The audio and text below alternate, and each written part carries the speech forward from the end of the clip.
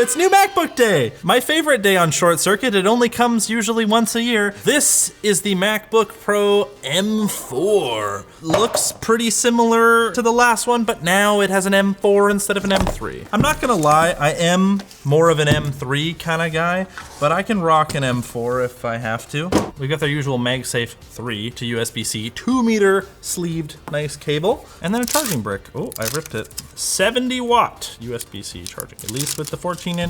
I'm not sure what comes with the rest. And then the usual Apple propaganda. These still come with Apple stickers, right? Do these not come with Apple stickers anymore? Bruh, what's the point in even buying them then? It's probably good for the planet or something. Now, if you're wondering, I am still rocking the same Intel MacBook Pro over here. I haven't upgraded yet, so this is, again, another instance of me going, maybe it's finally time. Except, when I got to set today, I realized tragedy struck. We bought the wrong MacBook. It is still an M4 Pro. It's a good form factor. We got the 14-inch here in the sexy space black color profile. You can also get it in silver, of course. But there was a horrible error made, and I'm not gonna tell you just yet. You're gonna have to wait a second, because first I need to go over the outside of this thing. We've got an HDMI 2.1 port, a USB-C Thunderbolt port, an SD card reader, and then on the other side, another 2 USB-C Thunderbolt ports, 3.5mm combo audio jack, and MagSafe. There is an upgrade here on the USB-C ports. They're now Thunderbolt 5 instead of Thunderbolt 4, at least on the Pro and Max models. The base M4 spec only is Thunderbolt 4, and that's good for 120 gigabit, which is up to 3 times faster than Thunderbolt 4. On the inside, bam, it's pretty much the same keyboard. Look at that. I think it is exactly the same keyboard, pretty similar touchpad. And then there is the display. It looks pretty much the same resolution, same XDR fancy technology. It is 1000 nits peak brightness when you're outdoors instead of 600, so that should help with outdoor visibility. There is another change I'm gonna tell you about in a bit. But the big thing is the new nano texture option, which is an anti-glare coating. And as you can tell, we don't have it. And I saw iJustine's video when it came out. Look at the difference. What the hell? You can't even use the one on the right, and the one on the left looks beautiful. It actually seems to work really well. I can't wait to try it myself. And honestly, I think based on that, if you're somebody that does a lot of work in bright spaces or outdoors or places with reflections, that could be reason enough alone to upgrade. We weren't able to get it because trying to get these laptops in Canada, where we're from, the supply chain kind of sucks. And it would have resulted in us getting the laptop like 3 weeks later, and we already did get it late. I get it, but I really wanted it. Just like I want you to hear about our sponsor, dbrand, and us, I guess, because we just dropped our new circuit board skin in collaboration with dbrand. It's freaking sick. It features a custom circuit board layout based on real PCB traces and actually has a textured skin so you can feel it. And honestly, it seems to improve the grip of the device. There's 3 different colorways: glow circuit, short circuit, and dark circuit. And the glow circuit one, as you can guess, frickin' glows in the dark. So much so that we built a UV arch to charge up Linus's car that we wrapped with it. So check it out at the link below, where dbrand also has their Black Friday sale with up to 50% off. dbrand.com/Black Friday or /4'9". Pew, pew, pew, pew, pew, pew. Look at that, it's a laptop. The most talked about change with any new MacBook generation is the CPU. We've gone from M3 to M4. This specifically is the M4 Pro base model. So we've got the 12-core CPU and 16-core GPU with 24 gigabytes of RAM. But there is also a beefier version that comes with 2 extra CPU and 4 extra GPU cores. That comes standard on the 16-inch variant. In fact, you can't even get a non-Pro M4 16-inch MacBook Pro. You can on the 14-inch, but not the 16. Now, compared to last generation, this is obviously not apples to apples. I mean, it is apples to apples because they're both Apple products, but not a great comparison because this is a 16 and this is a 14. Regardless, M3 Pro to M4 Pro. Base model, you get 1 extra CPU core, which is, I guess, an upgrade right off the bat. You also are getting 2 more of your cores as performance cores instead of efficiency cores. We'll have to see if that actually makes a difference, but in theory, it probably should. As for the GPU, it's 2 more cores regardless of if you're going for the base or beefy M4 Pro. The M4 chips also feature 2nd generation ray tracing, which should make your games even more ray traced if you're trying to ray trace them, and maybe faster in Blender with ray tracing. I don't know, we'll have to see. The other big thing is memory bandwidth. from 150 gigabytes a second to 273 gigabytes a second. Should in theory be good for memory intensive workloads. Either way, it's an upgrade, so I'm not complaining. Man, this new display. I don't have high refresh rate on my Intel MacBook, and whew, I like. There's another new thing with these new displays that hasn't really been talked about, and Apple didn't really mention, but we got some insider info on. They're both on the same settings on the P3 profile in ProMotion refresh rate, we got the high refresh rate, and on auto brightness. So if I open this test on Blurbusters, you might notice a bit of a difference between them. This guy, you can see the lines look super nice and white and clear consistently, but if you look at the old screen, do you see how it kind of goes blue as the lines are moving? This is called Cyan flash, and what's happening is the LEDs that drive the display, the red LEDs are a little bit slower to respond than the rest, about 1 frame worth. You probably wouldn't notice while you're like using Google Docs, but if you move around a white object, for instance, on a black screen, you kind of get this weird effect. On the new one, it's gone, and that's because the new display is quantum dot. They didn't say that, but it is. Aside from fixing the cyan flash, these quantum dots would in theory improve the color accuracy, although Apple tries really hard to hit the exact DCI P3 color gamut, which means even though this display could probably be quite a bit more color accurate than this one, it's not really gonna see a huge difference. We'll check the lab tests in a sec, and then it also means that this display is likely more power efficient than this one because of the quantum dots. That's probably part of how Apple was able to obtain a 2-hour supposed better battery life on the new models, but I don't have data to check that because we didn't have an equivalent previous laptop to test against. It is as Apple claimed, when you are outside or you shine a flashlight at the light sensor to make it think like you're outside, it will hit 1,000 nits in SDR content across a 100% window, the entire display.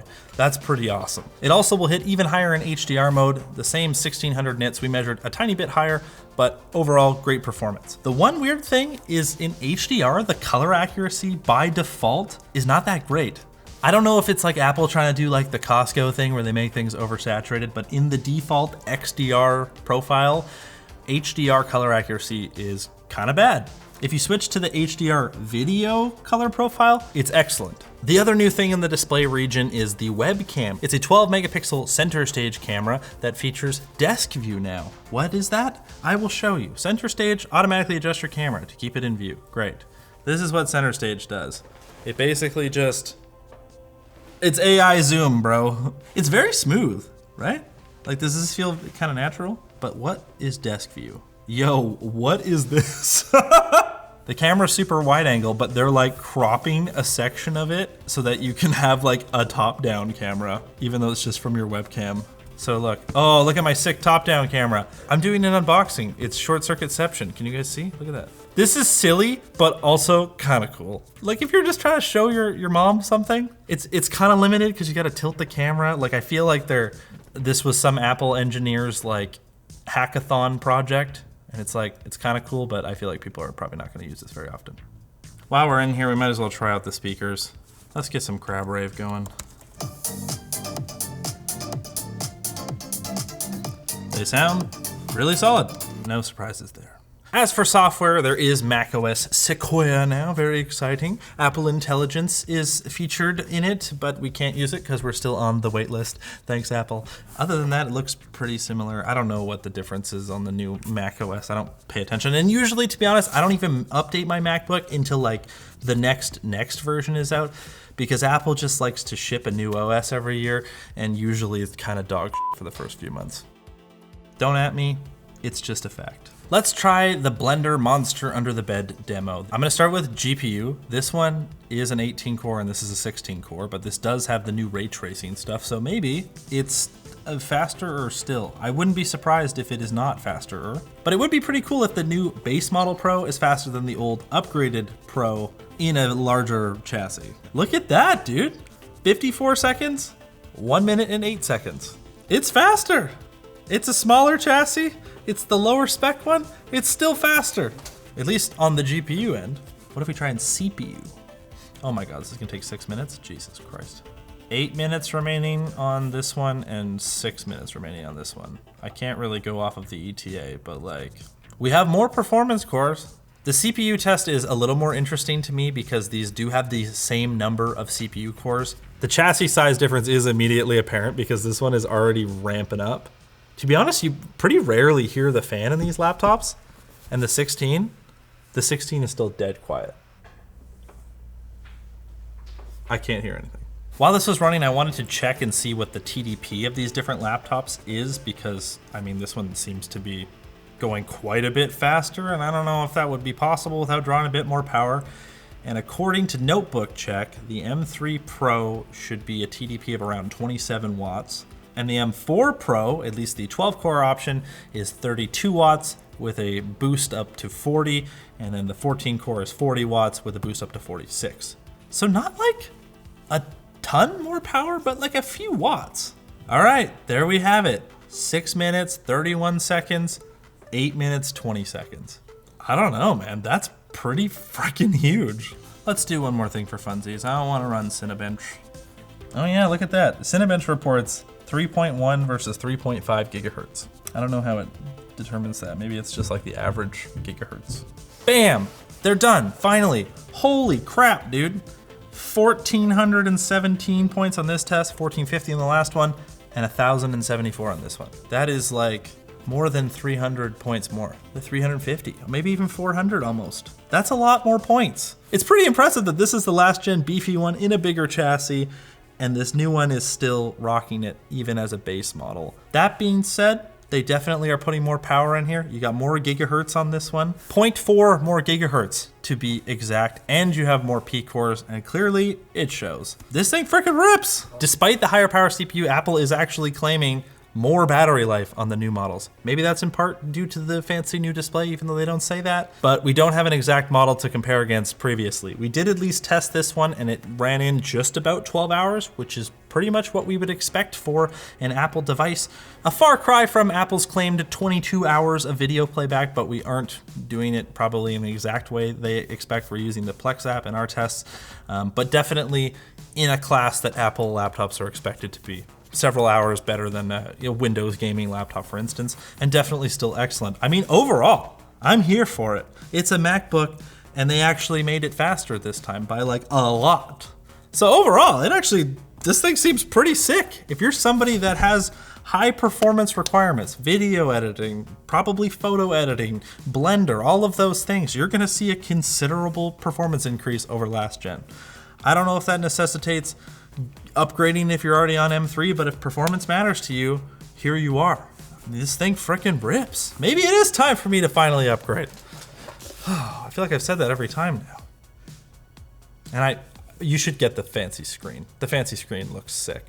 So if you like this video, get subscribed. Let me know down in the comments what you think about the new MacBook. I feel like it's time for a design refresh, but I'm just stoked for the screen. I'm stoked for the performance. And I'm stoked for you. Bye.